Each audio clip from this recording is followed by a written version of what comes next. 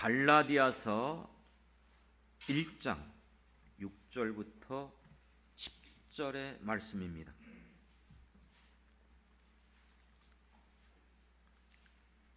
신약성경 갈라디아서 1장 6절부터 10절의 말씀 교독합니다. 마지막 절은 함께 읽겠습니다.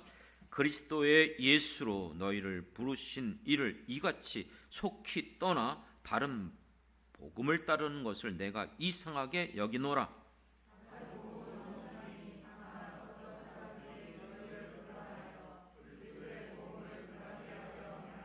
그러나 우리나 혹은 하늘로부터 온 천사라도 우리가 너에게 전한 복음 외에 다른 복음을 전하면 저주를 받을지어다.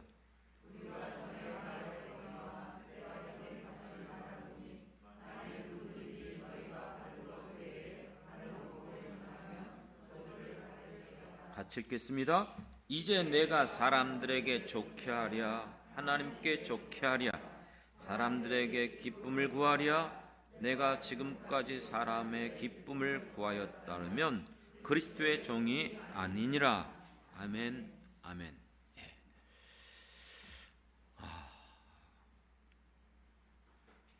오늘은 참 늘 평소에도 하나님 말씀이긴 하지만 매우 중요한 시간입니다. 여러분의 평생에 오늘 이 말씀이 어떻게 여러분들이 믿고 받아들이냐에 따라서 천국과 지옥이 바뀔 수 있어요. 여러분의 인생이 평생 살아오면서 하나님을 믿는다고 하면서 행했던 모든 것들이 헛되게 될 수도 있고 또 헛되지 않을 수도 있습니다.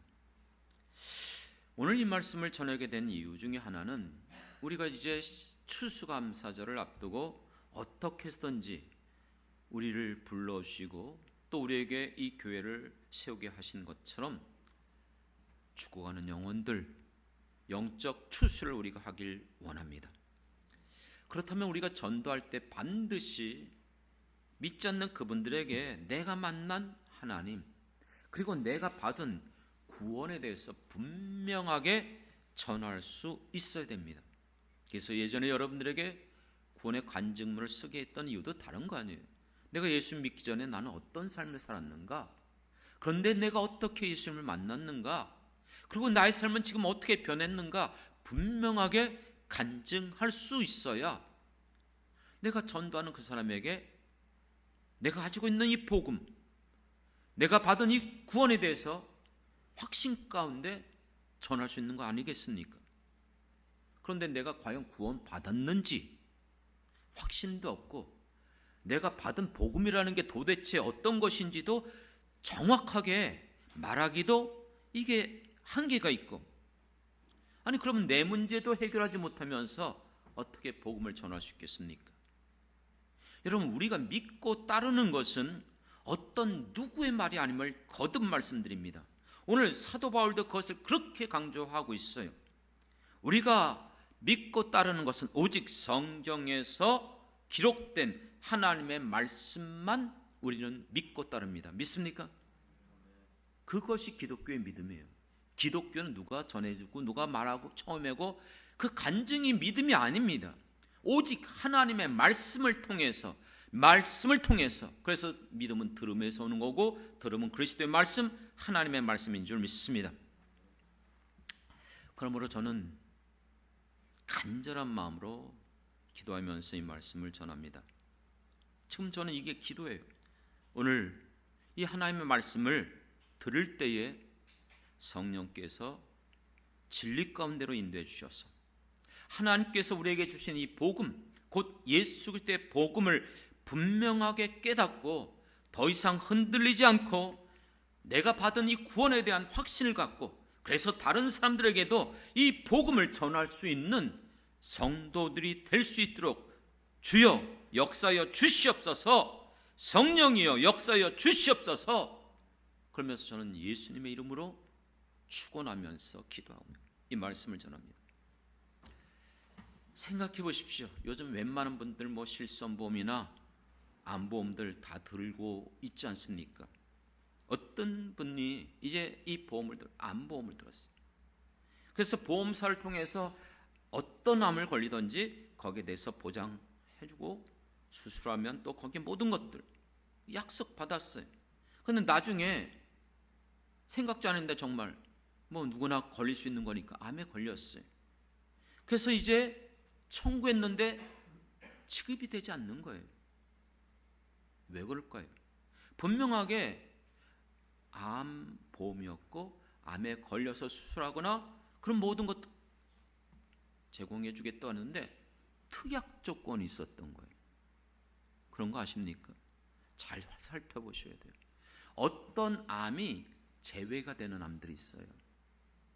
그러니까 암 같지 않은 암, 또 여러 가지 거기에 특약이 한 개가 아니에요. 근데 그 특약은 조그만 글씨로 살짝 적어놨어요. 그래서 잘 눈에 띄지도 않고 심지어는 알려주지도 않아요.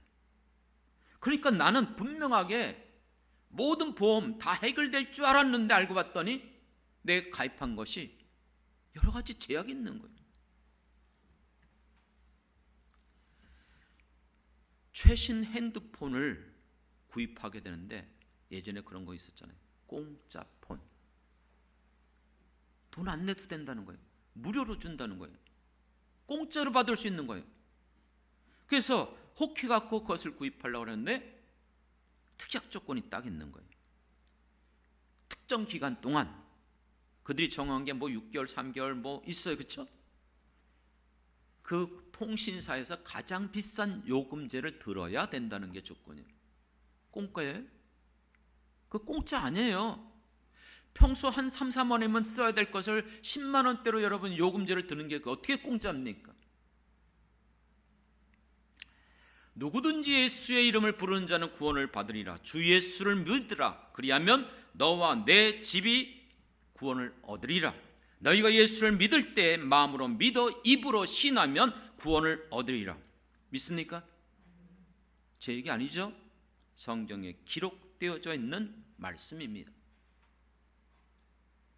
요한복음을 우리가 묵상하는 사람들을 통해서 살펴봐도 우리가 예수를 믿는 이유가 뭐죠? 예수를 믿음으로 영생을 얻게 하는 거예요. 우리에게 구원의 길을 보여주는 거예요. 오직 예수를 통해서만 하나님 앞에 나갈 수 있는 길이 열리는 줄 믿습니다. 그래서 내가 곧 길이요 진리요 생명이니 나로 말미암지 않고는 이건 어떤 인간의 누구도 어떤 방법도 어떤 행위도 불가능해요. 그렇기 때문에 우리가 받은 이 구원에 대해서는 우리의 어떤 인간의 행위로도 구원받는 것이 아니라 오직 예수 그리스도를 믿음으로 값없이 어떤 대가도 없이 은혜로 구원받은 줄 믿습니다. 믿습니까? 그래서 이것은 하나님의 선물이다 그랬어요. 이 말씀의 내용은 에베소서 2장의 말씀이에요. 그런데 우리가 이렇게 예수를 믿고 살아가면서 이게 뭔가 살아가면 살아갈수록 부족한 것 같아요. 여전히 믿음으로 구원을 받았다고 하는데 아직도 내가 안심할 수 없고 뭔가 이 같은 보험을 들어놔야 될 것 같아요. 그러다 보니까 우리는 점점 그것에다가 다른 것들을 자꾸 첨부시키려는 유혹을 받게 되어집니다. 여러분, 예수님과 함께 십자가에 달려 죽은 강도, 그 중에 한 사람 예수를 믿었는데 구원받았습니까? 못 받았습니까? 거기 자꾸 무슨 딴 말하고 해석하지 마세요. 나와 함께 낙원 천국에 있으리라. 천국 갔어요. 행위로 받은 거예요? 아니요. 삭개오가 예수님을 만났어요. 그리고 예수님께서 그를 부르니까 그를 자기 집으로 초대해서 식사를 하면서 예수님께 말합니다. 내가 누구에게 착취한 거 있으면 배로 갚고 또 이 모든 것 가난한 사람들에게 나눠주고, 그럴 때 예수님께서 오늘 이 집에 그렇죠? 구원이 이르렀다. 그러면 예수님 말씀한 것은 그 삭개오의 행위로 말미암아 구원을 보장해 준 겁니까? 그렇다면 모세는요, 가나안 땅에 들어갔습니까? 왜 안 들어갔습니까? 못 들어갔어요. 하나님 앞에 지면에서 가장 온유한 자라고 인정받았던 사람. 모세와 같은 그 선지자, 다시 말하면 모세 같은 메시아를 보내주겠다고 약속했던 인물이 모세예요. 그런데 그가 왜 가나안 땅에 못 들어갔었죠? 불순종했기 때문에. 반석을 치라고 했을 때에 자기 감정으로, 그렇죠, 순종하지 않고. 다윗은요, 하나님 마음에 합한 사람이에요.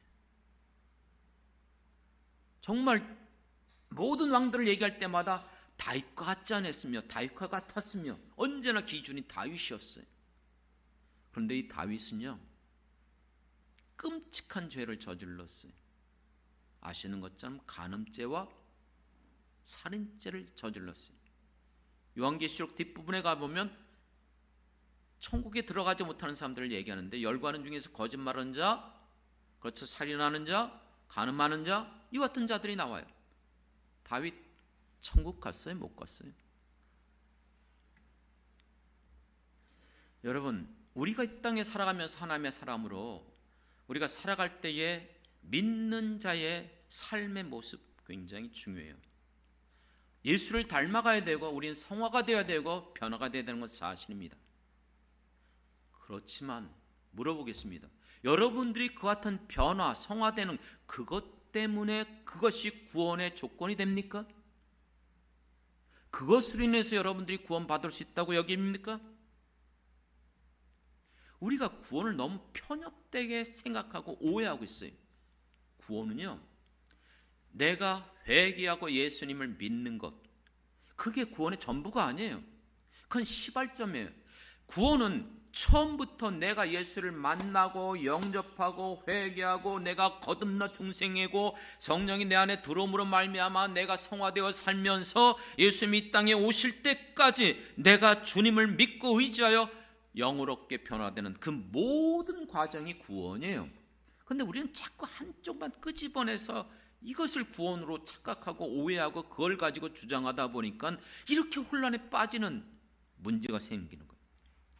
그리고 이 모든, 내가 예수를 믿기 시작하고 내 죄에 대해서 깨닫고 회개하고 내가 중생케 되어지며 내가 정말 이제는 어떻게 하면 예수님처럼 살아갈 것인가, 내가 이제는 더럽고 추악한 것을 버리고 깨끗하고 정결하게 살아갈 것인가 애쓰고 노력하며 내가 계속해서 기도하며 주님 앞에 나가는 이 모든 과정 속에서 오해하지 말아야 될 게 있어요.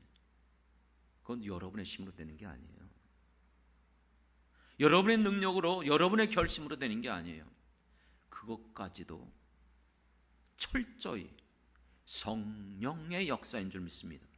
성령이 내 안에서 감동하시고 힘을 주시고 믿음을 붙들어 주시고 하나님 바라보게 하시고 모든 것들이, 그래서 성령을 주시지 않으면 우리는 다 실패하는 거예요. 그래서 성령 받지 못한 사람은 예수 믿는다고 말하지만 결국은 버림받아요. 성경적인 논리로 말하는 거예요. 왜요? 결국은 승리할 수 없기 때문에. 우리의 행위로, 내 수고로, 내 결심으로, 내 의지로 믿음 못 지킵니다. 이미 우리는 경험하고 있어요. 전 과정 속에서 예수를 믿고 영접한 이후에 선물로 성령을 받은 모든 성도들은 평생 동안 성령의 도우심이 필요한 것을 여러분들이 꼭 깨닫고 성령의 도우심을 꼭 구하길 거듭 부탁을 드립니다. 여러분, 신학이라는 건 여러분 얘기했죠. 왜 생겼죠? 처음부터 신학이 필요 없어요. 성경만 믿고 따라가면 되는데. 그런데 이단들이 생기는 거예요. 이단들이 성경을 곡해해요. 자기 마음대로 자의적인 해석을 해요. 그리고 성경의 진리를 벗어나요. 그러다 보니까 그게 잘못된 것을 성경을 통해서 증명한 거예요. 논리적으로, 학문적으로. 그게 신학이에요. 신학은 이단들 때문에, 그때 잘못된 교리 때문에. 그래서 여러분, 당시 초대교회 공동체가 가지고 있었던 이 성향이 로마 카톨릭이 국교화되면서 이제 아예 그냥 모든 사람들이 그냥 의무적으로 그냥 자연스럽게 신앙생활을 하다 보니까 이것이 점점 하나님의 말씀을 놓치게 됐고 인간적인 방식이 그 자리에 자리 잡게 되어졌고 당시의 철학적인 사상의 배경이 영향을 주기 시작한 거예요. 그것이 카톨릭의 신앙입니다. 그렇기 때문에 카톨릭은 반드시 행위 구원을 강조합니다. 행위 구원. 그래서 루터는 수도사로 신부로 있으면서 바티칸 그 베드로 성당을 그 계단을 무릎이 까져서 피가 나오는데도 불구하고 항상 고백하면서 자기를 철저히 죽이며 자기를 어떻게든지 그렇게 살아갔어요.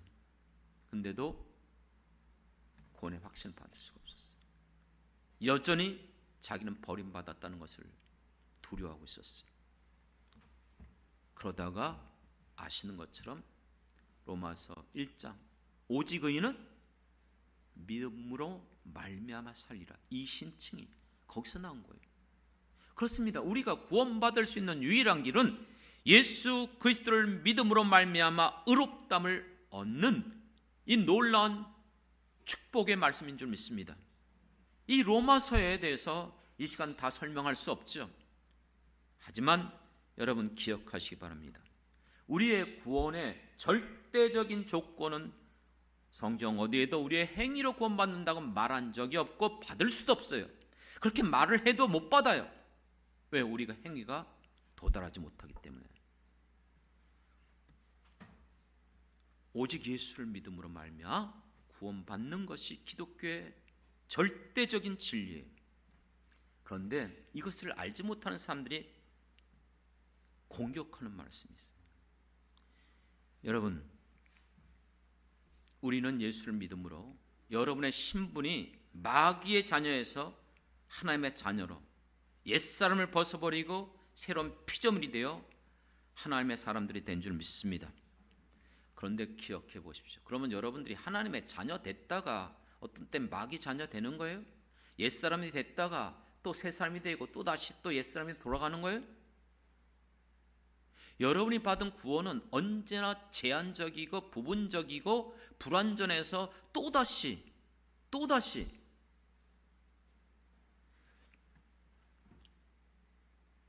곡해하고 오해하는 말들이 있더라고요. 전 평생 이 길 걸어왔고 또한 제가 가지고 있는 성경적 한 번 구원은 영원한 구원이다. 칼빈주의에 그런 말 없어요. 여러분 신기하더라고요. 누가 만들어낸 말인지 난 도대체 알 수 없어요. 칼빈주의를 도대체 알고나 하는 말인지. 그런데 칼빈주의는요, 칼빈의 사상이 아니에요. 왜 칼빈주의라는 말이 나왔냐면 자꾸 이상한 얘기했죠. 교리들이 나오니까 오직 하나님의 말씀을 통해서만 우리는 그것을 받아들이겠다. 그래서 오직 성경 말씀만이 하나님의 말씀이고 성경 말씀에서 말하는 것만 받아들이겠다는 것, 다른 신학, 다른 이 이단들과 구별하기 위해서 칼빈주의를 말 쓴 건데 칼빈의 사상이 아니고 칼빈의 신학이 아니고 성경 중심, 오직 성경만 받아들인다는 거 믿습니까? 그리고 예정론을 또 신기하게 아주 오해를 하더라고요. 제가 이걸 먹을까요? 안 먹을까요? 이걸 내가 먹으면 예정된 거예요? 예정된 것은 내가 말하는 거, 행동하는 모든 게 예정됐다고 이상하게 말을 하는데 예정은요, 그런 예정이 아니에요. 구속사적인 관점 속에서 하나님께서 자기 백성들을 구원하시길 위하여 만세전에, 창세전에 어떻게 됐다? 이미 예정하여 주셨다는 거예요. 이 예정론의 가장 중요한 핵심은 하나님의 계획, 하나님의 뜻, 하나님의 작정하심, 그 모든 것들은 완벽하고 온전한 지혜로 이미 예정되어 있는 거예요. 우리는 예정하고 계획해도 우리는 못 이루어요. 능력이 안 되기 때문에. 내 생각대로, 내가 계획한 대로 인생을 살면서 결코 이루지 못했어요. 하나님만 가능한 줄 믿습니다. 그렇기 때문에 이 모든 것들은 하나님의 계획 가운데 주어진 거예요. 그분이 이 세상을 창조했고, 그리고 이 땅에서 우리가 죄를 떠나서, 죄로 말미암아 하나님을 떠나서 이와 같이 저주받은 인생 가운데 하나님은 이미 우리를 구원하기 위하여 작정해 두신 거예요. 예정해 두신 거예요. 누구를요? 메시아. 그리고 이와 같은 속에서 예수를 믿고 구원받을 자들 하나님이 택하여 주신 줄 믿습니다. 믿습니까? 그래서 선택받았다는 말이 그렇게 나오는 거예요. 자, 거두절미하고 우리가 받은 이 죄사함의 은총, 예수님의 십자가의 이 구속의 은혜, 성경은 증언합니다. 예수님이 십자가에서 피 흘려 죽으신 것은 어떤 특정한 몇몇 사람의 죄값만 용서받아 준 게 아니에요. 모든 인류의 죄를 대속한 줄 믿습니다. 지금 우리요? 그럼 다음 세대는요? 그 전 세대는요? 그렇기 때문에 이 말의 의미는 예수님의 모든 이 죄 속함, 죄를 대속하여 주신 그것은 과거나 현재나 장래에도 언제든지 모든 죄를, 자범죄뿐만이 아니라 원죄까지도 온전한 모든 죄를 사하여 주신 절대 능력의 죄사함의 은총이에요. 믿습니까? 이것을 여러분들이 오해하거나 흔들거나 그것을 여러분 받아들이지 않으면 예수님의 십자가의 죽음은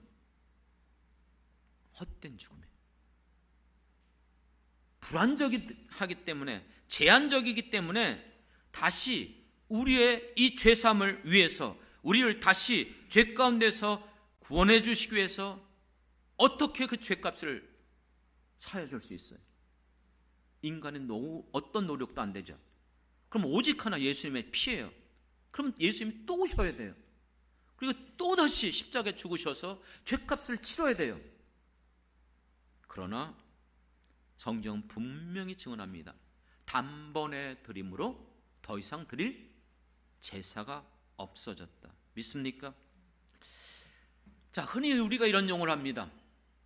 우리는 용서받은 의인입니까? 용서받은 죄인입니까? 잘 생각하셔야 돼요. 성경의 증언대로, 하나님의 말씀대로 여러분들이 이것을 표현한다면 성경이 말하는 그대로입니다. 용서받은 여러분들은 의롭다함을 얻은 의인들이에요. 믿습니까? 그럼 용서받은 죄인이라는 건 뭐예요? 그런데 인간의 입장에서 보니까, 내 입장에서 보니까 하나님은 나를 용서해 주시고 의롭다함을 주셨는데 나는 여전히 어때요? 죄 가운데 있는 거예요. 무슨 말이에요? 죄를 짓고 있어요. 허물이 많아요. 온전하게 살지 못해요. 그러니까 하나님은 나를 그렇게 인정해 주시지만 내가 차마 그렇게 말 못하니까 저는 여전히 용서는 받았지만 죄인의 모습입니다. 이렇게 고백하는 겸손함은 있다 할지라도 성경의 진리는 아니에요. 성경은 하나님께서 예수 그리스도 안에서 주신 구원의 은총은 이제 용서받았음으로 말미암아 예수님의 피로 우리를 어떻게 하게 여겼다? 의롭다함을 주신 거예요. 믿습니까? 이거 인정 안 하세요? 성경의 내용입니다. 이걸 인정 안 하면 여러분 예수 안 믿는 사람들이에요. 우리가 의롭다함을 얻은 것은 오직 내 행위가 아니고, 내 행위가 그렇다 할지라도 여전히 죄를 범하고 여전히 내가 정말 하나님 앞에 부끄러운 모습이 있다 할지라도 예수의 피로 말미암아 내 모든 죄가 사함받음으로 우리를 하나님 보실 때에 의롭다고 인정해 주시는 거예요. 그렇기 때문에 이걸 믿지 못하니까 아예 도장 찍어준 거죠. 어떻게 해요? 성령의 뭐라 그래요? 인쳐주심. 인쳐주신 거예요. 도장 찍어서 너는 내 것이고 너는 이제 죄사함을 받았다는 거예요. 그렇기 때문에 여러분 이제 우리는 신분이 바뀌었어요. 이제는 더 이상 악한 마귀 사단의 자녀들이 아니고 우리는 하나님의 자녀가 되는 권세를 얻은 줄 믿습니다. 그러므로 여러분들은 더 이상 사도 바울의 모든 서신서에서 나오는 것처럼 마귀에게 종노릇하는 자들이 아니에요. 그럼 이 말을 성경의 진리대로 받아들인다면 여러분 귀신 들립니까? 여러분들은 마귀에게 여러분 정말 마귀의 자녀가 됩니까? 누가 이렇게 말하더라고요. 예수님이 베드로를 향해서 주는 그리스도시요 살아계신 하나님의 아들입니다 이렇게 고백했어요. 그러므로 예수님이 그때부터 내가 제사장과 바리새인과 서기관들에게 미움을 받고 십자가에 달려 죽을 것이다. 그럴 때 베드로가 뭐라 했죠? 그렇게 할 수 없다는 거예요. 예수님이 그에게 그렇게 말합니다. 사단아, 내 뒤로 물러가라. 아니, 베드로 조금 전에 칭찬받았어요. 그걸 알게 한 것은 너가 아니고 성령께서 알겠다 그랬어요.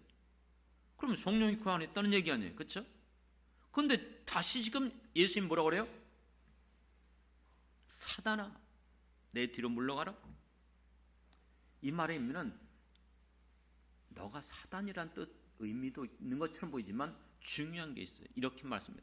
너가 하나님의 일을 생각지 않고 사람의 일을 생각하는도다. 여러분, 우리가 기억해야 될 것은 성령으로 선물을 받았어요. 성령을 우리에게 선물로 받았는데 이 성령이 우리 안에 있다가 마귀가 들어오면 성령은 떠나버리고 없어지고 약해지고 또 성령이 강해지면 마귀는 또다시 쫓겨나가고 이러는 거예요, 여러분. 아주 편리한 공식을 갖고 계시는데, 그리고 하나님이 약속한 것, 여러분, 마귀가 도대체 무슨 존재이기에 하나님이 허락해 주셨고 우리가 허락해 주셨는데 그 마귀가 하나님의 영, 하나님신 성령을 내쫓아요? 성령이 떠나가요? 그리고 이 말씀은 기억하십시오. 베드로가 성령 받기 전에요. 그래서 요한복음 14장부터 17장에 14, 15, 16, 17장 4장에 걸쳐서 예수님께서 강력하게 설교한 내용이 내가 떠나는 것이 위기다. 너희에게 뭘 보내겠다? 보혜사 성령을 보내주겠다. 기억하십시오. 요한복음 14장 16절 내가 아버지께 구하겠으니 그가 또 다른 보혜사를 너에게 주사. 기억하십시오. 영원토록 어떻게 해요? 영원토록 너희와 함께 있게 하리니 그 다음에 이렇게 말 고아와 같이 버려두지 않겠다. 우리가 이 땅에 살아가면서 예수를 믿음으로 우리에게 선물로 성령을 부어주시면 이 성령은 우리와 영원토록 함께 하시는 거예요. 그래서 사도행전 2장에서 드디어 성경의 구속사적인 사건이 일어나요. 획기적인 사건, 구약과 신약이 완전히 뒤어바뀌는 사건, 성령 강림의 사건이 일어나는 거예요. 그리고 그 이후부터 예수를 믿는 자들에게는 성령이 임하게 되어졌고 그 성령은 믿는 자들에게 거하면서 들어왔다 떠났다 하는 분이 아니라 언제나 우리와 항상 함께 하시고 나와 동행해 주시며 아까 말씀드린 내가 예수를 믿고 이제 구원받음으로 모든 생애 가운데 전 생애 가운데 나와 함께 역사하시는 분이 성령입니다. 믿습니까? 그런데 만약 성령이 여러분에게 떠나버렸다? 그럼 버림받은 거예요. 성령이 마음대로 여러분 이렇게 떠났다 왔다가 없다 졌다 착각하지 마십시오.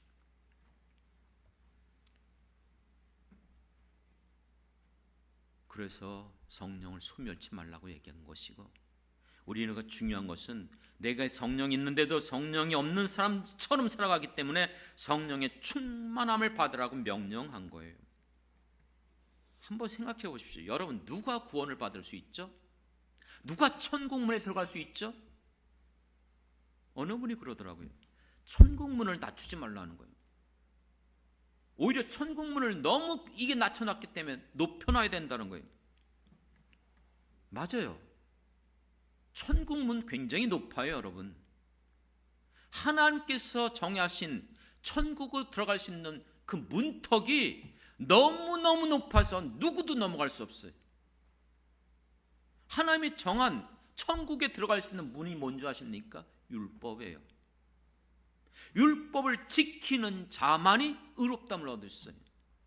그런데 문제는 죽었다 깨어나도 어떤 인간이 그 모든 율법을 지킬 수 없다는 거예요. 그래서 구약에서 우리에게 주신 이 의롭다함을 얻을 수 있는, 다시 말하면 의롭다함을 얻다는 건 구원을 받는 거예요. 구원을 받을 수 있는 그 길은 율법을 지켜야 돼요. 그런데 율법으로 구원받을 수 있는 인간이 한 명도 없어요. 문턱이 너무나 높은 거예요. 그렇기 때문에 그것으로 본다면, 행위로 본다면 누구나 여러분 그 문을 볼 때에 저 문은 너무나 좁아, 저 문은 너무 좁아, 못 들어가요. 누구도 그 문으로 들어갈 수가 없어요. 예수님께서 이런 말씀하셨어요. 부자가 천국 들어가는 것이 낙타가 바늘기로 들어가는 것보다, 그렇죠, 더 어렵다. 아니, 낙타가 그 조금은 그러면 여러분 부자들만 천국 못 간다는 말일까, 이 말씀이요? 이 말씀을 한 배경을 알고서 얘기하셔야 돼요. 언제나 성경을 부분적으로 이해하고 부분적으로 얘기하니까 오해가 생기는 거예요. 이 말씀을 하게 된 배경은 마태복음 16장에 보면 부자 청년이 예수님을 찾아왔어요. 주여, 어떻게 해야 영생을 얻으리까? 어떻게 해야 구원을 받을 수 있습니까? 어떻게 해야 천국 갈 수 있습니까? 이 뜻이에요. 그랬더니 예수님이 이렇게 말씀했어요. 계명을 지켜라. 자신 있게 말합니다. 내가 어려서부터 계명을 다 지켰나이다. 상대적으로, 부분적으로 다 지킨 것처럼 보입니까? 예수님께서 그러면 이렇게 말합니다. 하나님의 사랑, 이웃 사랑, 이게 율법의 정신이면 너가 가지고 있는 재물을 다 팔아서 가난한 주에 어떻게 해요? 나눠주고 나를 따르라. 그랬더니 이 청년이 재산이 많음으로 어떻게 했어요? 근심하며 돌아갔어요. 이게 이 말씀이 하신 거예요. 그러므로 예수님께서 부자는 천국에 들어가기가 어렵다는 거예요. 낙타가 바늘기로 들어가는 것보다 더 어렵다는 것이죠.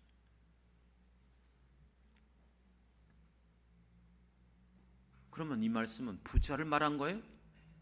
배경과 앞뒤를 보면 이런 뜻이에요. 누구든지 계명을 지킴으로 구원을 받을 수 있다고 자신 있게 말하는 이 청년처럼, 그가 부자이든 어떻든 간에 누구랄지라도 내가 하나님의 계명을 다 지켰다고 말하는 모든 사람 누구도 구원받을 수가 없는 거예요. 이해가 되십니까? 부자가 아니고 이 청년이 와서 예수님에게 말한 건 계명을 다 지켰기 때문에 내가 구원받을 수 있는 거 아닙니까? 아니라는 거예요. 그래서 이렇게 예수님이 말씀해요. 제자들이 심히 놀라면서 그러면 누가 구원을 받을 수 있습니까? 예수님이 이렇게 말씀합니다. 사람으로서는 뭐예요? 할 수 없으나 우리는 못해요. 근데 뭐라고 하죠? 하나님은 다 할 수 있느니라. 구원의 주체는 하나님이에요. 우리의 어떤 행위로도. 그런데도 여전히 어떤 사람들은 내가 천국을 온 마음을 다하여 주를 섬기고 기도하고 이 땅에서 내가 정말 거룩하게 성자같이 헌신하면서 살아가면 난 천국에 들어갈 수 있다. 물론 그게 감사하지만 그것 때문에 들어가는 게 아니에요. 그것으로, 그 공로로 오늘도 찬양했잖아요. 우리가 주 앞에 어떻게 나가죠? 자격 없는 우리들, 공로 없는 우리들, 오직 예수 그리스도의 보혈인 줄 믿습니다. 다른 거 없어요. 나 자신이 갖고 있는 그 어떤 것도. 그런데 자꾸 이걸 여러분, 천국문을 지금 예수님이 이 땅에 오심으로 열려놨어요. 근데 또다시 닫아요. 자꾸 문턱을 높여요. 예수 믿는데 그것만으로는 안 돼. 그렇기 때문에 거룩하게 살아야 돼. 맞는 말이에요. 근데 오해하지 마십시오. 정말 참된 행실로 주의 말씀대로, 그리고 정말 주님이 기뻐하는 일에 저도 그렇게 살고 싶어하고 또 그렇게 살려고 애쓰고 있어요. 그런데 이것이 구원받는 것의 조건이 돼서는 안 된단 말이에요. 그것이 우리의 의가 돼서는 안 된다는 거예요. 아무리 내가 그렇게 산다 할지라도 그것 때문에 구원받는 게 결코 아니라는 사실을 놓쳐서는 안 돼요. 근데 왜 자꾸 천국문을 그렇게 높여놓죠. 이건 마치 예수님 당시에도 바리새인들이 자기들이 정한 규칙이 있었어요. 규례가 있었어요. 그것대로 행하야만 어떻게 된다? 의롭다함을 얻을 수 있다. 구원받을 수 있다. 그런데 문제는 뭐예요? 자기들도 짓지 못하는 짐을 다른 사람에게 지우는 거예요. 자기들도 들어가지 못하면서 오히려 천국 들어가는 자들의 문을 어떻게 한다 그랬어요? 막고 있다 그랬어요. 행위를 가지고 구원을 외치는 사람들은 결코 복음이 아니에요. 그렇기 때문에 하나님은 너무나 잘 아시고 구약을 통해서 우리가 천국에 들어갈 수 있는 그 길을 보여주셨지만 누구도 그 문턱이 너무나 높고 그 문이 너무나 좁아서 들어갈 수 없기 때문에 아예 문턱을 없애버린 거예요. 아예 그 문을 열어주신 거예요. 어떻게 해요? 누구든지 오라는 거예요. 돈 없는 자도 오라는 거예요. 가난한 자도 오라는 거예요. 헬라인이든 유대인이든 낮고 천한 종이든 상관없어요. 모든 어떤 인간들이라 할지라도 예수를 믿는다면 그 길이 열리게 될 줄 믿습니다. 믿습니까? 여기엔 인간의 어떤 자격이 없단 말이에요. 그런데도 자꾸 은근히 뭔가 자기의 의를 드러내고 뭔가 내가 수고하고 애써서 그래서 내가 천국의 문에 넘어갈 수 아니에요. 하나님은 이 문턱을 없애주셨어요. 누구든지 어떤 자를 할지라도. 그러면서 그렇게 얘기합니다.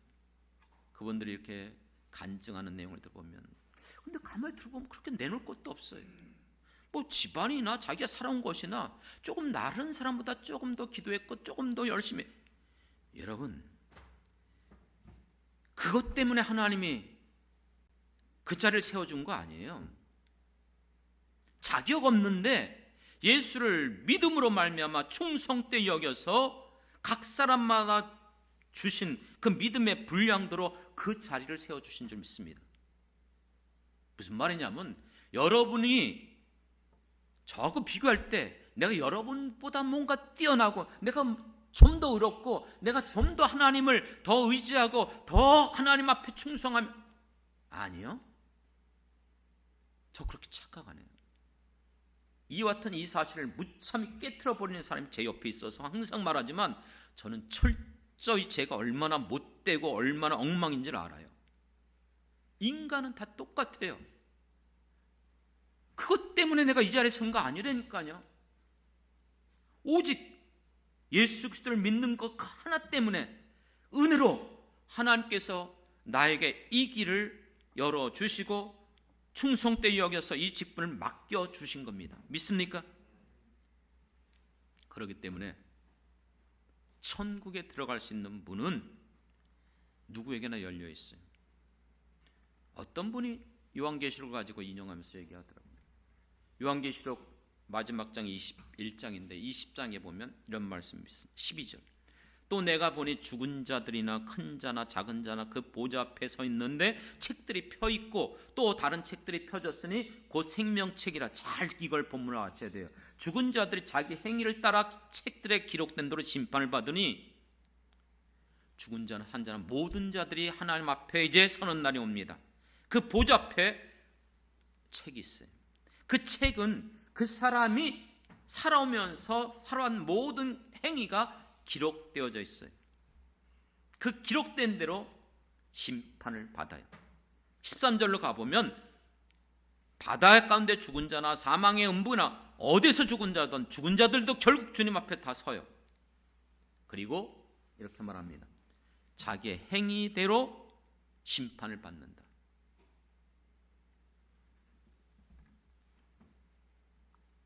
그러면서 21장 27절에 이렇게 말합니다.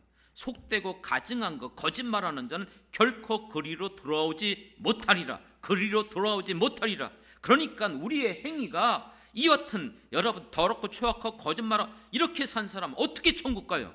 맞아요. 누구도 천국 갈 수 없는 거예요. 그 문턱을 높이지 마십시오. 그런데 이렇게 말했어요. 20장 15절에 행위대로 다 심판받아요. 다 지옥에 가요. 불못에 던져져요. 그런데 또 다른 책이 하나 있다고 그랬죠? 그 책이 뭐예요? 생명책이라고 그랬어요. 생명책에 기록된 자만이, 기록되지 못한 자는 전부 다 구원받지 못해요. 이 말에 의미는 거기에 악한 자들, 거기에 거짓말한 자들, 가증한 자가 아니라 모든 인간은 죄를 범했기 때문에, 죄를 짓고 있기 때문에, 지금도 우리는 그 죄 가운데 살아가고 있기 때문에 결국 행위대로는 100% 심판받아요. 지옥에 갑니다. 믿습니까? 그럼 누가 천국 갈 수 있어요? 생명책에 기록된 자만이. 어디에만요? 생명책에. 그러니까 엄밀히 말하면 이 요한계시록에서 우리에게 보여주는 책이 두 개가 있어요. 우리가 살아오면서 행한 모든 것들이 기록되어져 있는 책, 행위록이 있어요. 그런데 또 다른 책이 하나 있는데 그 책은 생명책이에요. 이 생명책은 무엇을 말하는가? 요한계시록 3장에 가보면 아시아 7개를 향해서 이렇게 말합니다. 너희가 이 땅에 살면서 승리하는 삶을 살아갈 때 이기는 자에게는 그 이름을 생명책에 결코 지우지 아니하겠다. 이게 무슨 뜻이죠? 예수를 믿는 사람들, 그렇죠? 교회 나가고 예수를 믿는, 교회를 그냥 다닌다는 뜻이 아니에요. 그 다음에 요한계시록 13장 8절에 보면 죽임당한 어린 양의 생명책에, 그러니까 이 생명책이 드러나요. 이 책은 뭐예요? 예수님의 생명책. 그렇습니다. 예수님의 그 이름을 믿고 예수를 영접하고 구원을 받은 자들의 이름이 기록된 거예요. 믿습니까? 그래서 창세 이후에 그 이름이 기록되지 못한 모든 자들은 짐승에게 경배한다. 그러니까 그들은 예수 안 믿는 사람들이에요. 짐승, 마지막 때 일어날 정말로 적그리스도. 요한계시록 17장 14절에 보면 그렇기 때문에 이들과 우리와 어떻게 되죠? 싸움이 일어나요. 그들이 어린 양과 더불어 싸우려니 어린 양은 만주의 주시요 만왕의 왕이심으로 그들을 이길 것이다. 그래요. 누가 이기죠? 이렇게 말합니다. 그와 함께 앉은 자들은 이렇게 표현했어요. 부르심을 받고 택하심을 받은 진실한 자들. 그게 누구예요? 우리가 하나님 앞에 부름 받았죠. 그리고 여러분들이 예수를 믿는 신실한 자들인 줄 믿습니다. 그 사람들이 기록된 사람이에요. 그러니까 행위에 따라서는 어느 누구도 구원받을 수 없음을 분명히 요한계시록에도 말해주고 있어요. 그러니까 여러분, 내가 조금 더 누구보다 의롭다, 조금 더 거룩하게 산다, 내가 좀 더 열심히 신앙생활하고 있고 기도 더 많이 하고, 그거 아무 소용없어요. 그것 때문에 구원받는 건 아니에요. 그렇기 때문에 심지어는 구원의 새빨간 거짓말을 믿지 말라고 말하는, 여러분 성경에 어떻게 구원의 새빨간 거짓말이 있어요? 구원은 새빨간 거짓말이 아니에요. 구원은 하나님의 말씀인 줄 믿습니다. 믿습니까? 성경을 믿는 거예요. 누구의 말을 믿는 게 아니고 성경에서 오직 구원받을 수 있는 유일한 길은 예수 그리스도를 믿음으로 우리가 회개할 때에 내 모든 죄사함을 받고 예수님의 십자가의 공로로 의롭다함을 얻으며 하나님의 자녀가 되는 권세를 주신 줄 믿습니다. 더도 말고 여기 이상도 없어요. 마태복음 25장에 보면 마지막 때 일어날 얘기를 하면서 지혜롭고 미련한 5처녀, 그리고 달란트 비유를 말하면서 마지막 세 번째 비유가 뭐죠? 양과 염소의 비유예요. 누가 버림받죠? 염소들. 그들은 행위가 선한 행실을 살지 않았어요. 양들이요. 그럼 여기서 양과 염소의 비유의 그 핵심이 이런 행동, 이런 행위를 하지 않았기 때문에 염소는 구원받지 못하고 양은 구원받았다, 이 뜻으로 오해를 해요. 여러분, 양과 염소는 본질적으로 다른 거예요. 양은 처음부터 양이에요. 염소는 처음부터 염소예요. 누가 염소고 누가 양입니까? 예수를 믿는 자, 예수님을 따르는 자. 예수님은 선한 목자가 되시며 예수님의 양들은 예수님의 음성을 듣고 따르는 자예요. 믿고 따르는 자예요. 믿습니까? 그게 양이에요. 예수님을 믿지 않는 자는, 그 음성을 듣지 않는 자는 처음부터 양이 아니에요. 염소이죠. 그렇기 때문에 여러분, 이 말에 의미는 염소가 비록 조금 착하게 선하게 살았다고 구원받을 수 있을까요? 그럼? 아니요. 아무리 그가 좀 선하게 살았다 할지라도 염소이기 때문에, 다시 말하면 예수를 믿지 않기 때문에, 예수님을 따르지 않기 때문에 구원받지 못하는 거예요. 이런 오해가 너무나 많아요. 야고보서에서도 여러분, 우리가 믿음으로 구원받는 겁니까? 행위로 구원받는 겁니까? 이걸 자꾸 분리시키는데, 야고보서는요, 믿음을 재버린 게 아니에요. 행위만 강조한 게 아니고 전제가 이미 되어져 있어요. 뭐가요? 믿음. 믿음이 있다면 반드시 뭐가 나타나야 되는 거예요? 행위. 그러니까 이 말은 행위로 구원받는다는 게 아니고, 너희들이 믿느냐? 그 믿음은 반드시 무엇으로 나타난다?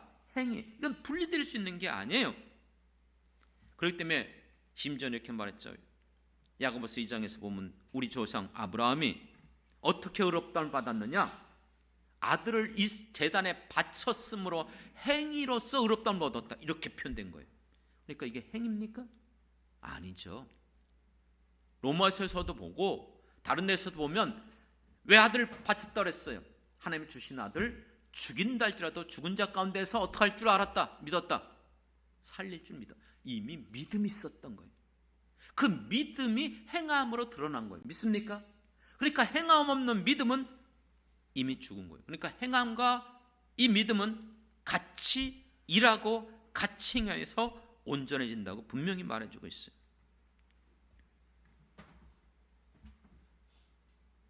다시 한번 시작했던 말씀 드려보죠. 암범을 들었어요. 모든 암을 다 치료해준다고 그랬어요. 근데 실제 들어가 보니까는 이 조건이 있는 거예요. 이 암은 안 돼, 저 암은 안 돼. 우리가 예수를 믿으면 구원을 받는다 그러는데, 이게 신앙생활하면서 보니까 그게 아닌 것 같아요. 뭔가 좀 다른 제약, 조건이 있는 것처럼 보여져요. 여러분, 공짜라고 얘기했는데 값없이 무료로, 아무 여러분 우리의 수고 없이, 어떤 행위도 아니고 은혜로 구원을 받았다 그랬어요. 근데 들어가 보니까는 공짜가 아닌 거예요. 이게 여러분 우리 복음입니까? 우리 찬양했죠. 어떻게 하나님의 보좌 앞으로 나가죠? 오직 하나님의 은혜, 십자가의 보혈로만. 여기에 어떤 것도 첨부할 수 없어요. 그렇기 때문에 사도 바울이 쓴 서신서 중에서 갈라디아서만큼은 아주 그냥 직설적이고 노골적으로 시작하자마자 거두절미하고, 나 이상하다, 도무지 너희들 이해할 수 없다. 그게 6절이잖아요. 너희가 복음을 받았는데 어떻게 이렇게 속히 떠나서 다른 복음을 받지? 다른 복음 없다. 다른 복음을 받거나 전하는 사람들이 있다면, 몇 번 나왔어요? 그 단어가 2번이나. 8절에도 저주를 받을지어다, 저주를 받을지어다. 다른 복음 없어요.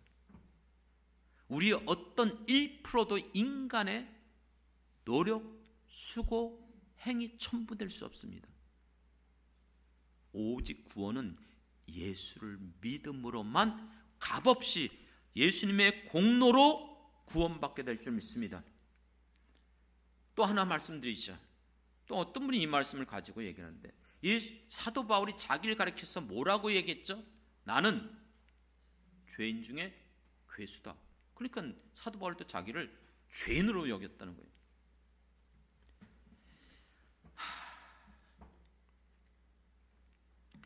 성경을 정말 저를 문맥을 잘 이해하고 알았으면 좋겠어요. 예수를 만나기 전에 사도 바울은 정말 죄인이었죠. 예수를 믿는 자들 잡아 죽이고, 그렇죠, 그같이 얼마나 득심했습니까? 그런데 여기에서 중요한 것은 나 같은 이 죄인 중에 괴수, 저는 그래서 이걸 깨달았을 때 나는 그렇게 고백했거든요. 나는 죄인 중에 괴수가 아니고 난 괴수 중에 괴수야. 누가요? 제가요. 깨닫기 전에는요, 그를 정말로 성경을 통해서 알면 알수록 얼마나 우리 인간들이 못되고 악하고 더럽고 추악한 것을, 이와 같은 우리가, 사도 바울이 이렇게 말해요. 나는 죄인 중에 괴수다. 이게 디모데전서 1장 15절에 나오는 거거든요. 근데 16절에 이렇게, 그러나 내가 긍휼을 입은 까닭은, 그거 어떻게 긍휼을 입었어요? 이와 같은 죄인 괴수가 다메섹 도상에서 누굴 만난 거예요? 예수 만났잖아요. 그렇죠? 변화였어요. 새 사람이 됐어요. 그렇기 때문에 그를 예수님께서 이방인의 사도로, 복음 전파자로 세워주신 거예요. 그의 자격입니까? 행입니까? 수고입니까? 아니요. 자기 어떤 행위도 없어요. 그것은 오직 긍휼함을 입었다는 거예요. 그러면서 이렇게 말합니다. 이것은 후에 주를 믿어 영생을 얻는 자들에게 본이 되게 하려 합니다. 사도 바울도 전적으로 자기가 이 같은 사도가 될 수 있었던 건 내 행위가 아니고 하나님의 긍휼, 예수님을 믿음으로 말미암아 이 놀라운 은혜를 주셨다. 그리고 이것은 모든 예수를 믿는 자들에게도 동일하게 우리에게 주신 은혜다. 이렇게 하니까 이제 여러분 내면에 계속해서 말은 못하겠고 일어나는 갈등이 있어요. 그렇다면 우리는 이제 구원받았으니까 오직 예수의 십자가 보혈로, 그 공로로 내가 의롭다함을 얻었으니까 우리가 구원받은 일에 대해서 아무런 의심할 것도 없고 완전히 이건 보장된 것이고, 그럼 우리는 마음대로 살아가도 되겠다? 성경은 그렇게 말한 적이 없어요. 그런데 스스로 그걸 만들어내고 있더라고요. 여러분, 이 부분에 대해서 여전히 그런 갈등이 일어난다면 최종적으로 말씀을 드리겠습니다. 이 사건이 실제 갈등의, 분쟁의 요인이었어요. 사도행전에서 사도 바울이 복음을 전할 때에 이방인들에게 복음이 전해지고 예수를 믿고 구원받는 자들이 생기는데, 유대인 그리스도인들이 이 소식을 듣고 다니면서 사도 바울이 행한 일에 대해서 방해를 했어요. 그러면서 뭘 주장했죠? 그래서 구원받는 거 아니야. 예수를 믿었다 할지라도 반드시 너희들이 행할 게 있어. 뭐죠? 그럼에도 율법을 지켜야 되고 할례를 받아야 돼. 그래야 구원이 돼. 그게 오늘 나온 거예요. 여기에서도 할례를 받는 것, 이것은 결코 구원의 조건이 될 수가 없는 거예요. 그것 때문에 구원 받을 수 없는 거예요. 근데 이게 자꾸 이 유대인들이 와갖고 혼란을 일으키니까 이것 때문에 지금 이방인 기독교인들도 이게 마음이 자꾸 흔들리는 거예요. 이 문제를 가지고 드디어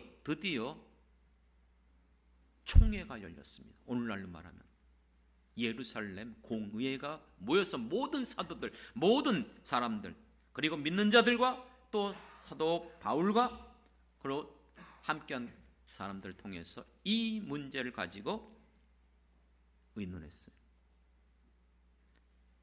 베드로가 먼저 나타나서 얘기하죠. 내가 전에 고넬료의 집에 갔었는데, 고넬료는 뭐예요? 이방인이었어요. 그런데 그들에게 뭐가 임했죠? 성령이 임했어요. 그렇습니다. 그러면서 이방인들에게도 구원의 길이 열렸다. 그렇기 때문에 누구든지 예수를 믿는다면 얼마든지 구원받을 수 있다. 이렇게 말하면서 요한복음 15장에서 6절부터 21절에 이 사건이 기록되어져 있어요. 그렇기 때문에 이렇게 말합니다. 이제는 이방인들도 차별 없이 믿음으로 구원받을 수 있다. 그게 결정된 거예요. 그리고 우리 조상도 능히 매지 못했던 멍에를 그들에게 메우지 말라. 이게 무슨 말이에요? 율법을 지킴으로 구원을 얻는다, 할례를 받아야 구원을 얻는다, 이건 잘못된 것이라는 거예요. 이건 예수를 믿는 우리의 진리가 아니라는 거예요. 그러므로 주 예수의 은혜로, 무엇으로요? 은혜로 구원받는다. 이걸 그냥 말하지 않았어요. 글로 남겼습니다. 문서화시킨 거예요. 이게 초대교회 실제적으로 일어났던 사건이고 기독교의 모든 여러 가지 갈등의 이 원인들을 결정해 놓은 거예요. 최근에 한국복음주의연합회에서 종교개혁 500주년 강연이 있었어요. 자, 이건 교회가 시작한 사도행전이에요. 이 지금 말하는 사건은 지금 현재 오늘 이 시대 복음주의연합회라는 말에 보면은 우리 개신교 중심으로 지도자들, 특히 신학자들 모임이에요. 그래서 이들이 이 종교개혁 500주년을 맞이하면서 다시 한번 성경적 구원론을 재조명시켰어요. 그때 나온 발전 내용이 무엇이냐면 종교개혁 당시 로마 교회가 오직 예수를 믿음으로 구원을 얻는 것 외에 이게 카톨릭이었어요. 행함을 더하여서 구원에 이른다는 주장이 당시 편만화했다. 그렇기 때문에 믿음으로 구원을 얻는 것이 아니고 거기에다가 선행, 구제, 고행 이와 같은 것들을 해야만 의롭다함을 얻을 수 있다는 것인데 구원을 얻을 만한 사람의 의도 어떤 것도 결코 구원받을 수 있는 자격이나 또한 근거가 될 수 없다. 오직 종교개혁자들이 외치고 주장하고 성경대로 말한 것처럼 우리가 구원에 이를 수 있는 의롭다함을 얻는 시발점은 오직 예수를 믿음으로 시작되는 것이고 그 예수를 믿음으로 우리가 살아가면서 선행을 한다 할지라도 그것이 믿음의 조건이 될 수 없다. 그러므로 믿음 플러스 선행 이것이 구원이라는 것은 중세시대의 가르침이고 이것은 잘못된 구원론이다. 이게 지금 오늘날 얘기가 아니고요. 초대교회 때도 이런 얘기가 나왔었고 중세시대 때도 이 얘기가 나왔던 거예요. 그렇기 때문에 우리가 심지어는 믿음으로 의롭다함을 된다고 하는데 이 믿는 것조차도 우리의 행위가 아니고 잘 기억하세요. 이게 결론적으로 나온 거예요. 이 믿는 것조차도 인간의 행위라고 여겨서는 안 된다. 이것조차도 은혜로 주신 것이다. 믿습니까? 여러분들이 많은 세상 사람들이 동일하게 복음을 받는데 안 받아요. 여러분들 왜 받았죠? 그렇게 믿는 것도 은혜라는 거예요. 무슨 말입니까? 오직 성령, 오직 믿음, 오직 은혜 이게 종교개혁의 슬로건이에요. 오직 우리는 성경을 통해서 그리고 오직 믿음으로 말미암아 그리고 이 모든 것은 인간의 어떤 행위도 없는 은혜인 줄 믿습니다. 그러면서 이렇게 말합니다. 최근에 바울 신학에 대한 이 세 관점 주장하는 사람들이 있다. 그러면서 유보적 칭의론이 자꾸 나오고 있다는 거예요.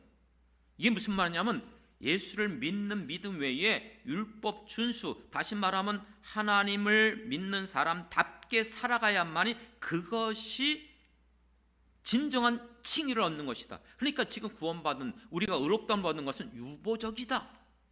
이것은 이렇게 말합니다. 성경의 가르침이 아니다. 나는 지금까지 이와 같은 방식으로 구원을 얻을 수 있다는 말씀을 성경에서 어느 곳에서도 찾은 적이 없다. 변질시키지 마십시오. 우리가 믿는 이 믿음의 구원은 거기다 내 1%도 인간의 행위를 첨부해서는 안 돼요. 그런데도 여러분 문제가 여전히 남아있어요. 그러면 우리는 뭐예요 도대체? 이 부분을 또 설명이 많이 들어가요.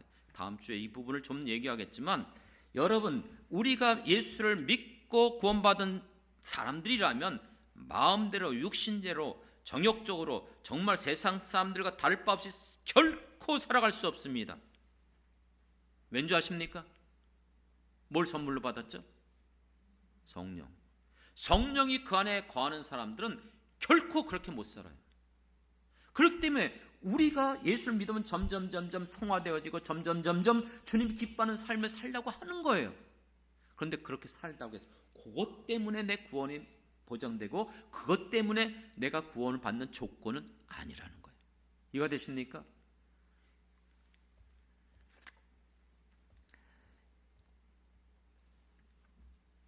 말씀을 이제 정리하려고 합니다. 오늘 고민이 좀 많았어요. 여러분 여전히 믿어지지 않습니까? 그래서 시작하면서 저는 기도하는 마음으로 성령께서 여러분의 마음을 감동시키시고 이 진리의 말씀을 깨닫고 이 은혜 가운데 거하기를 그처럼 제가 소망했던 거예요. 그래도 믿지 못한다면 정말 안타까운 일이에요. 뭔가 거기에 여러분들의 무엇은 수고, 노력, 신앙의 헌신? 그런데 얼마만큼 여러분들이 거기에 올라갈 수 있죠? 이룰 수 있죠? 내가 생각하는 내 입장에서 요 정도는 됐다. 그럴 때는 여러분 마음이 안심이 됩니까? 만약 그렇지 못하면 또 불안해집니까? 과연 내가 구원받은 게 맞나? 염려가 되어집니까? 왜 허구한 날 그렇게 갈등을 겪죠? 제발 부탁드립니다. 예수를 믿으시기 바랍니다. 예수님을 믿는 자들은 자기 죄를 깨닫고 회개함으로 예수님을 영접함으로 이제는 요한복음 1장 12절의 말씀처럼 하나님의 자녀가 되는 권세를 가진 자들입니다. 여러분들은 더 이상 하나님의 자녀이기 때문에 이 세상 죄악이 관영한 세상 가운데 거지같이 살아가는 사람들 아니에요. 왕자와 거지 이야기 알죠? 똑같이 생겼어요. 그렇다고 여러분 죄인이에요? 의인이에요? 그 평가 기준은 결정은 하나님이 하시는 거예요. 여러분들은 더 이상 마귀의 자녀, 사단의 자녀들이 아니고 하나님의 자녀예요. 우리가 그토록 암송하는 베드로전서 2장 9절 너희는 택하신 족속이요 왕같은 제사장이요 거룩한 나라요 그의 소유된 백성이니 믿습니까? 이게 우리 행위로 얻은 거예요? 아니요. 예수를 믿음으로 말미암아. 이해해 주시기 바랍니다. 제가 조금 오늘 정말로 제 마음에 좀 답답함이 있어요. 사랑하는 성도 여러분, 전 부족하지만 하나님께서 저를 세워주셨고 주님의 교회를 맡겨주셨기 때문에 저는 우리 영창교에 있는 우리 사랑하는 성도들을 사랑합니다. 지금까지 저는 여러분들에게 사람의 말, 사람의 경험이 아니고 오직 성경에 기록된 약속된 말씀들을 찾아서 전해드렸습니다. 그러므로 이 구원에 관한 한 누가 어떤 말을 한다 할지라도 속지 말기 바랍니다. 다른 복음 없어요. 이 복음 외에는. 그리고 여러분들은 시민권이 하늘에 있는 사람들이에요. 그렇기 때문에 이 땅에 사는 날 동안 우리가 이제는 썩을 것을 위해서 사는 자들이 아니고 하나님 백성답게 하나님 기뻐하는 일에 열심을 품는 선한 일에 충성하는 자들이 우리가 되어야 줄 믿습니다.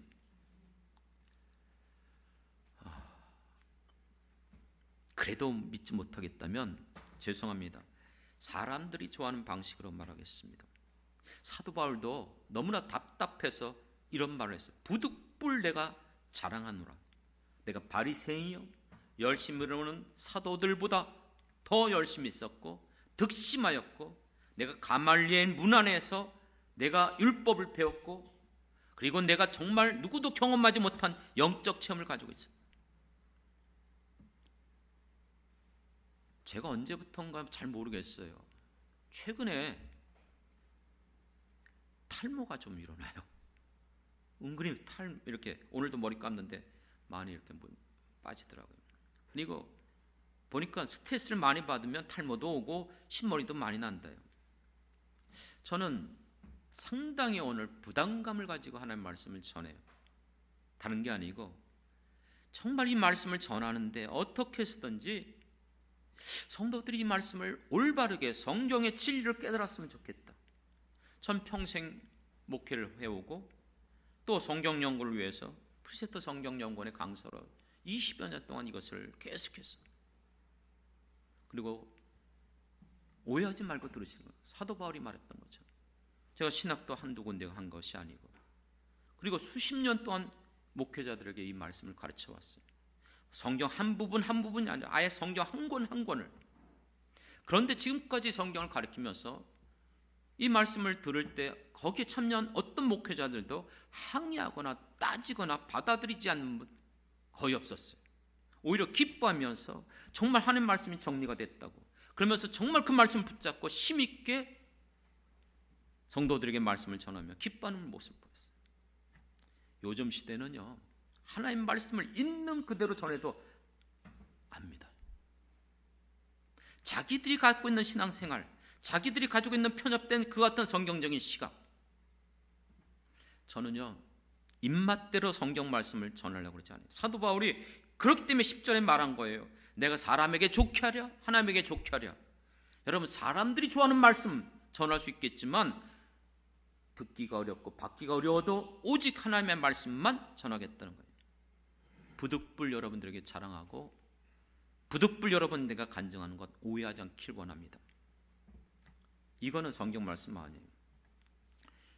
2016년 8월 26일 저는 하나님께서 가끔 꿈을 주실 때가 있어요. 믿음이 없이는 하나님 기쁘게 할 수 없다, 고난받는 게 유익이라, 여러 가지 있는데 그때 이 꿈을 제가 기록해 놨어요. 정확하게 2016년 8월 26일 그 꿈이었어요. 설교를 하면서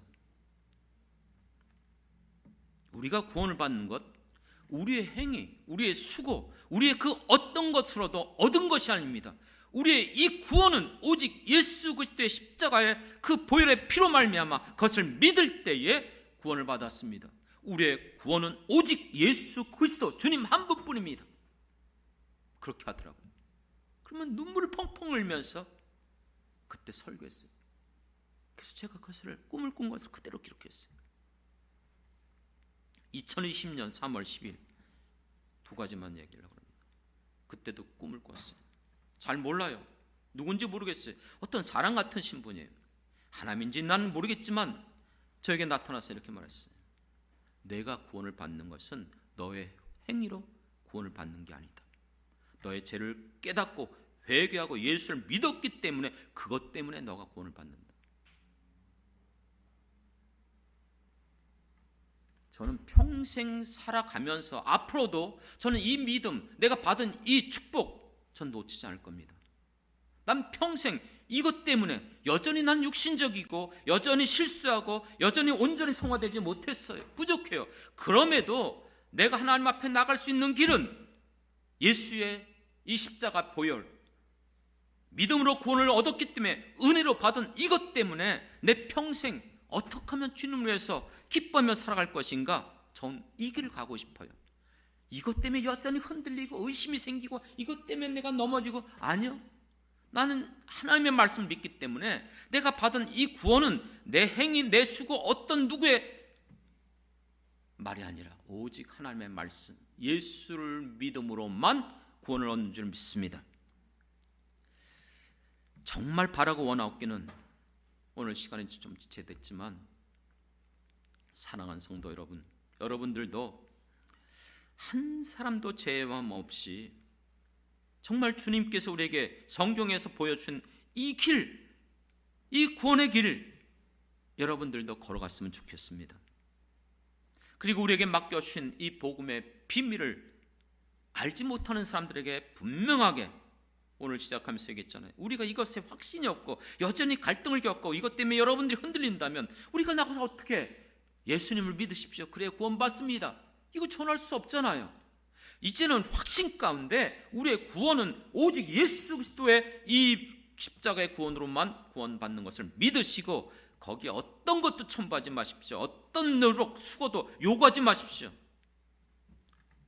그리고 우리가 이제 이 세상에 살아가는 날 동안 서로 사랑하고 서로 기뻐하며 서로 섬기며 한 가족, 한 지체가 된 것을 기뻐하면서 주님과 함께 우리가 천국을 이루면서 살아가는 축복된 우리 모든 성도들 되길 간절히 주님의 이름으로 축원합니다.